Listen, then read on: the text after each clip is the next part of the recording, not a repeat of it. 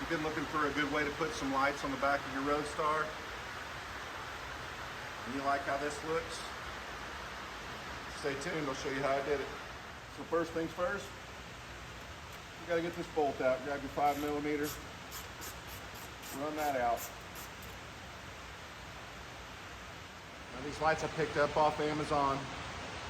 They've got a metric 10 by 1.25 thread pitch. So we're going to drill it out and re-tap it because the factory hole won't work. So we've got an 11/32 bit. We're going to drill that out, then we'll run the tap through it. Next up, the metric 10 by 1.25 tap.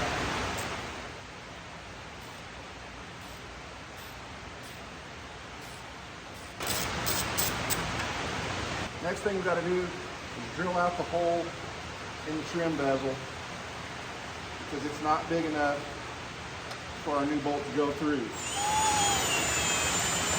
To drill that hole out, I used a 25/64 drill bit. Retain your shim, put it back in.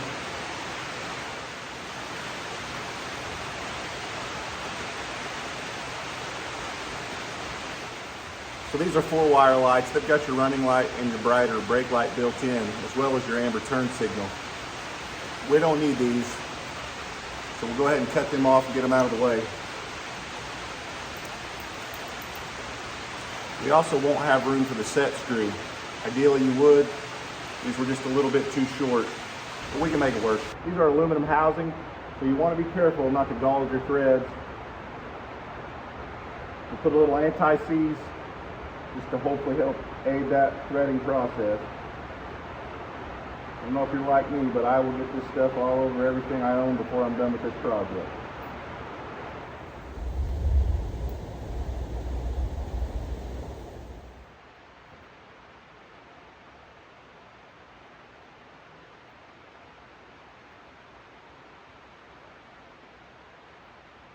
Start snugging it up, kind of work it a little.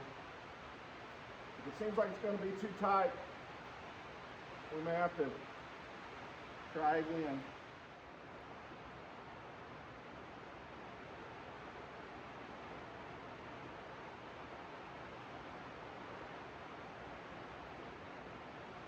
Looks pretty good.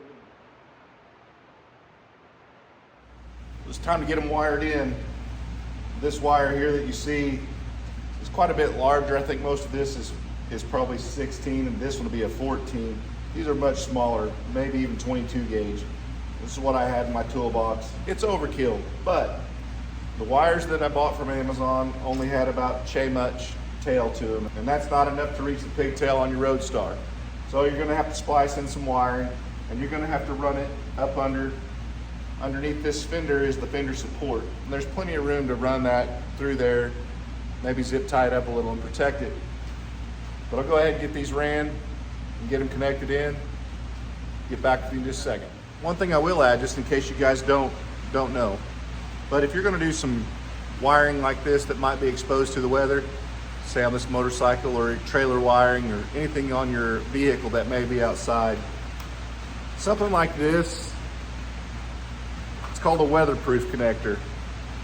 And a lot of them have adhesive inside the connector. But once you get your connection made, take a heat gun, lighter, whatever it is, and the heat shrink's built in, and that just makes a really good connection for these situations where there's going to be moisture involved. Just a tip, this heat gun is another example of one of the things that you can pick up from Harbor Freight. It's actually no reason not to. You can spend as much as you want on a heat gun, or you can go to Harbor Freight and buy one of these for like $8. And it works just fine, and if it stops working, go grab another one. No reason to spend $60 or $80 on a heat gun.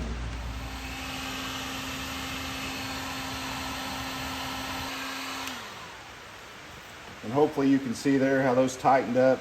This one, you can see it squeezed out some of the adhesive there. Those are good connections. They're going to be good for a long time. Now, something to note, when you're using LED lights on a vehicle or motorcycle, whatever it is, you're replacing an incandescent 12-volt bulb with an LED. You want to run a resistor, or you get the quick blink, like almost like if you had one bulb out. on your turn signals. So we picked these up from the local parts stores, just a 6-ohm resistor, eBay, Amazon, lots of places to grab them.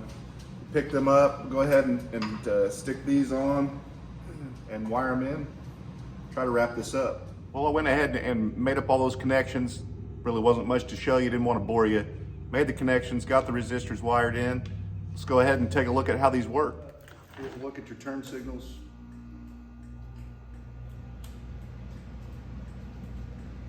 Your running lights, and these do have the dual circuit for the brake light, so it does brighten when you hit your brakes. So, all right guys, thanks for watching. I hope that helped you if you were kind of stuck in a conundrum of how to put some LEDs on a Roadstar or any other motorcycle for that matter.